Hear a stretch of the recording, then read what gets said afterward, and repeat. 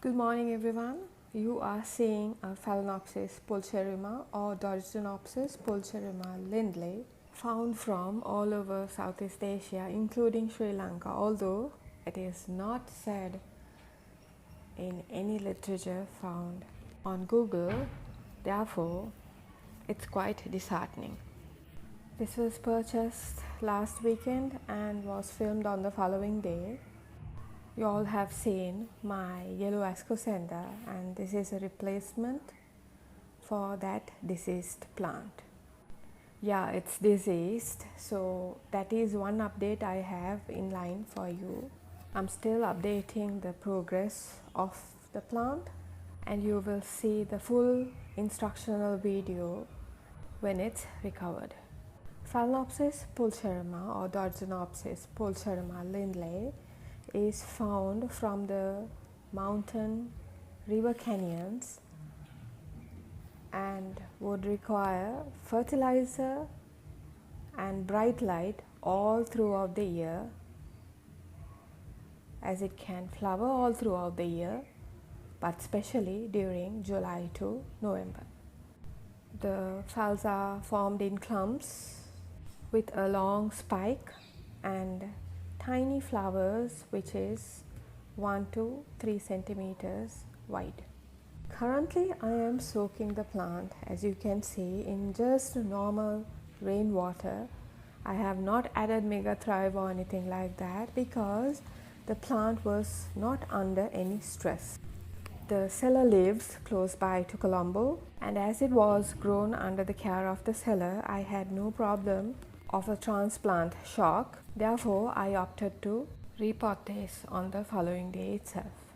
Let's examine the plant and pull it out of its current pot. As I am holding this, you can see the insides are very airy. There are aeration holes all around the plastic pot. The thin long roots all have gushed out of those holes. That is the main reason for me to soak it for a few minutes.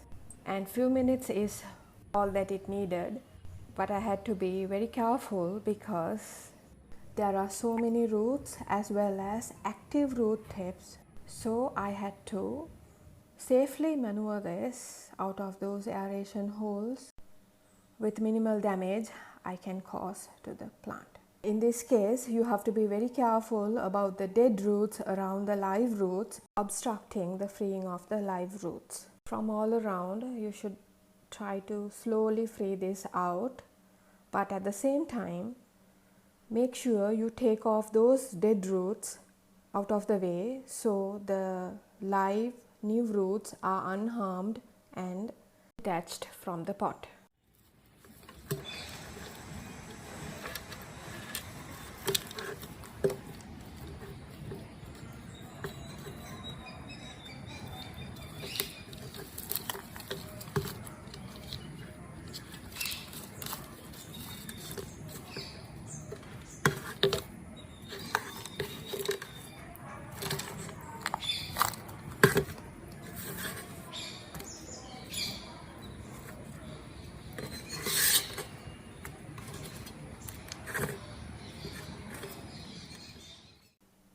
When you look underneath this clump, there is no stem holding all of it together. It might have deteriorated and fallen off, or it could have been 3 plants which was potted together as a clump.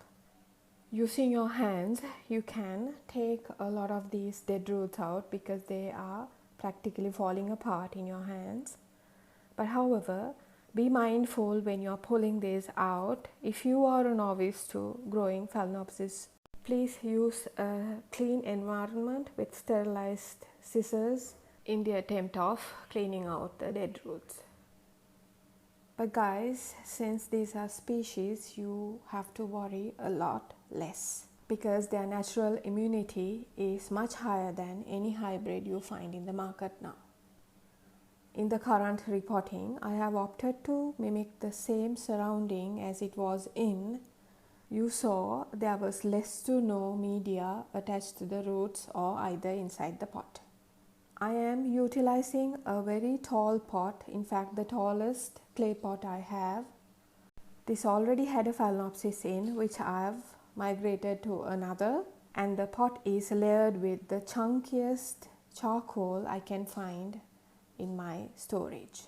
From now on, the steps are quite clear and very simple.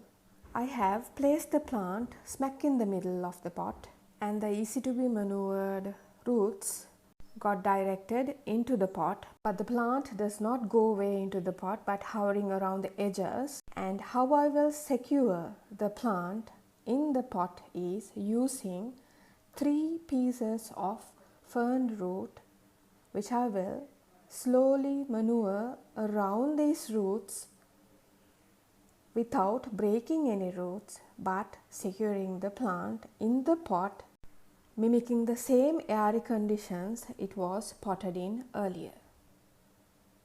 I only just pushed in the roots which would get into the pot and left the others be, because you can always straighten this up as you go along securing the plant. As a side note, I have to add, even though I'm not trying to break any roots, when pushing the roots with the media into the pot, there might be small breakages here and there.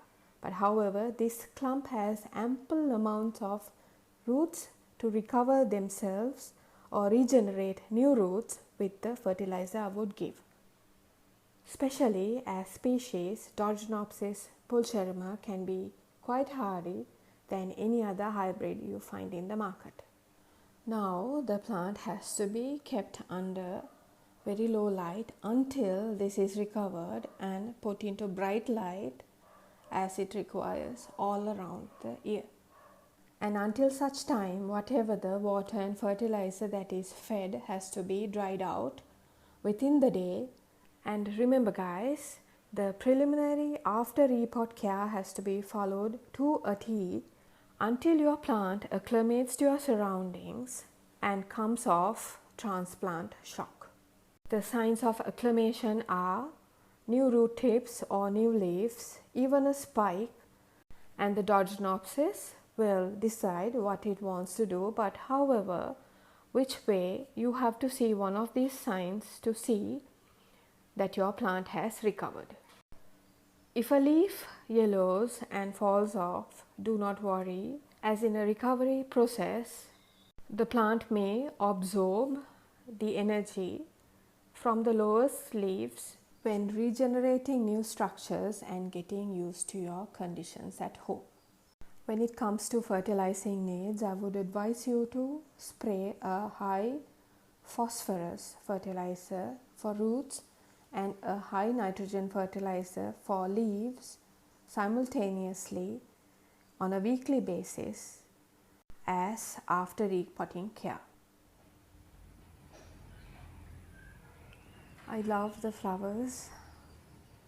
I know you would too, and I hope you enjoyed this video and found out much information on the species of Doritaenopsis, as well as how you should repot a phal in a tropical condition, as well as artificially provided tropical conditions in your home.